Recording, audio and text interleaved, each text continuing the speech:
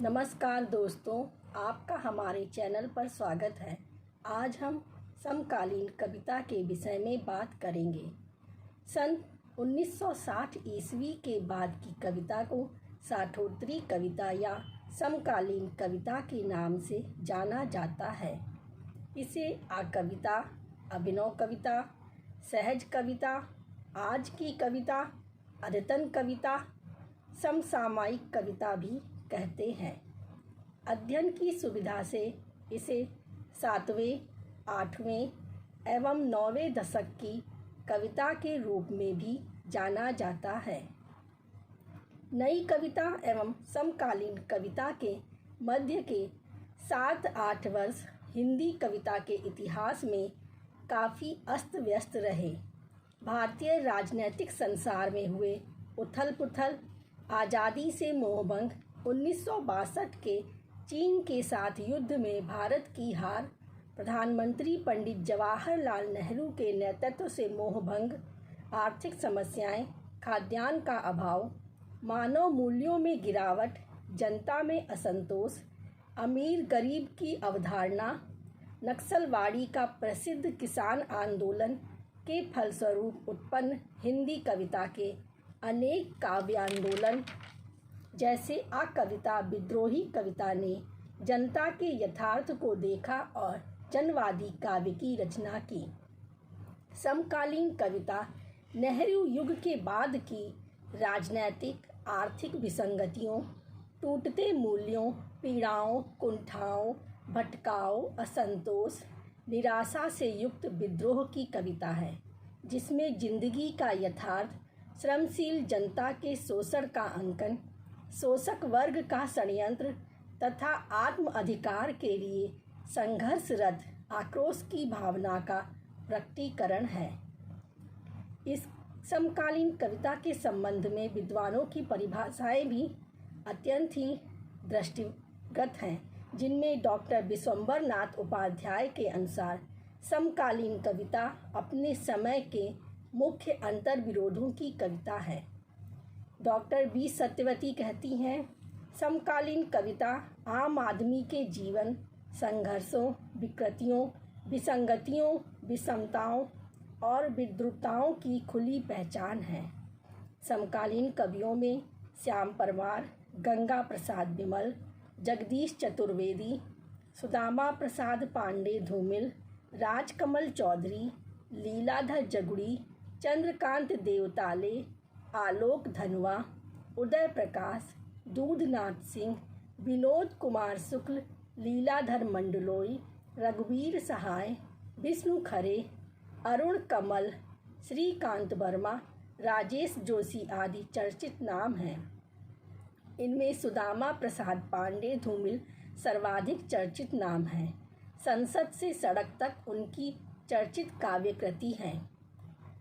अब बात करते हैं समकालीन कविता की मुख्य प्रवृत्तियों की, क्योंकि हर कालखंड की कविता की कुछ विशेषताएं या प्रवृत्तियां होती हैं। तो चलिए समकालीन कविता की विशेषताओं या प्रवृत्तियों पर एक नज़र डाली जाए। समकालीन कविता की मुख्य प्रवृत्ति है आम आदमी का चित्रण। समकालीन कविता आम आदमी की स्थितियों का वास्तविक चित्रण करती है। इसमें वह शोषित, अभावग्रस्त आम आदमी दिखाई पड़ता है, जो दिन भर मेहनत करने के बाद शाम को अपने परिवार के लिए भरपेट भोजन की व्यवस्था भी नहीं कर पाता है। अरुण कमल की होटल कविता में एक ऐसे ही श्रमशील बच्चे की विपन्न स्थिति का अंकन किया गया है। कुछ काव्य पंक्तियों की वानगी देखिए। जैसे ही कौर उठाया, हाथ रुक गया, सामने किवाड़ से लगकर रो रहा था वह लड़का, जिसने मेरे सामने रखी थी थाली। समकालीन कविता की दूसरी प्रवृत्ति इसमें व्याप्त जनता के शोषण एवं राजनीतिक दुर्व्यवस्था का नग्न उद्घाटन है। इसमें राजनीतिक समस्याएं, लोकतंत्र का छद्म रूप, इसमें पिसता आम आदमी सभी कुछ प्रकट हुआ है। कवि धूमिल की काव्य पंक्तियाँ इसका बेहतर उद्घाटन करती हैं। वे कहते हैं, अपने यहाँ संसद तेल की वह घानी है जिसमें आधा तेल है और आधा पानी है। समकालीन कविता की तीसरी प्रवृत्ति सामाजिक विसंगतियों का यथार्थवादी चित्रण है। इसमें पूंजीवादी व्यवस्था के फलस्वरूप उत्पन्न सामाजिक विसंगतियों यथा टूटते परिवार, अलगाव, अजनबीपन, कुंठा, हताशा, स्वार्थ, भ्रष्टाचार आदि का खुलकर अंकन हुआ है। कवि गोरख पांडे भ्रष्टाचार पर कटाक्ष करते हुए कहते हैं, मक्कार बांटते हैं प्यार का इश्तिहार, अत्याचारी न्याय का प्रमाण पत्र संसद भवन और बूचड़ खाने में। समकालीन कविता की चौथी प्रवृत्ति स्वतंत्रता लोकतंत्र पर व्यंग की भावना है। समकालीन कवि स्वतंत्रता लोकतंत्र पर व्यंग कर अपना विद्रोह प्रकट करते दिखलाई पड़ते हैं। कपिल धूमिल की काव्य पंक्तियाँ इस संदर्भ में दर्शनीय हैं। वे कहते हैं, क्या आज़ादी सिर्फ 3 थके हुए रंगों का नाम है जिन्हें एक पहिया ढोता है, या इसका कोई खास मतलब होता है। समकालीन कविता की पांचवी प्रवृत्ति वर्ग चित्रण की है।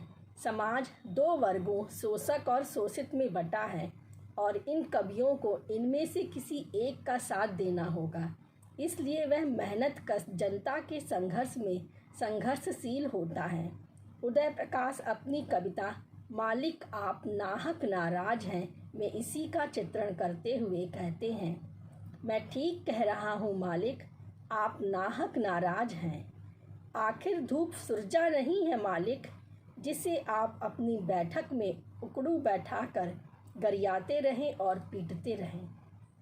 समकालीन कविता की छठी प्रवृत्ति संघर्ष एवं विद्रोह की भावना है। यह कविता यथार्थवादी है, जिसमें जीवन का असंतोष, निराशा, विद्रोह सभी व्याप्त है। इसे ज्ञात है कि अत्याचार प्रबल होने पर भी वे कमज़ोर नहीं हैं। संगठन की शक्ति को कोई नहीं दबा सकता, ना ढहा सकता है।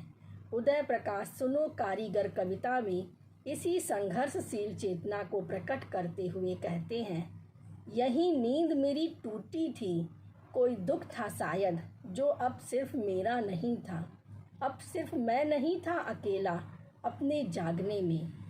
समकालीन कविता की सातवीं प्रवृत्ति इसके काव्य रूप में प्रत्यक्ष होती है।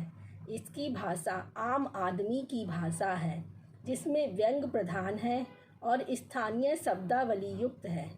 प्रतीक एवं बिंब भाषा की शक्ति को बढ़ाते हैं। जैसे बैल को असहाय आम आदमी का प्रतीक माना गया है। इसमें मुक्त छंद के साथ साथ गद्य रूप एवं तुक और गति का संयोजन भी है। इस तरह समकालीन कविता आम आदमी की कविता है। यदि यह विवेचन आपको पसंद आया हो तो इसे लाइक कीजिए, ज़्यादा से ज़्यादा शेयर कीजिए और हमारे चैनल को सब्सक्राइब कर लीजिए। धन्यवाद।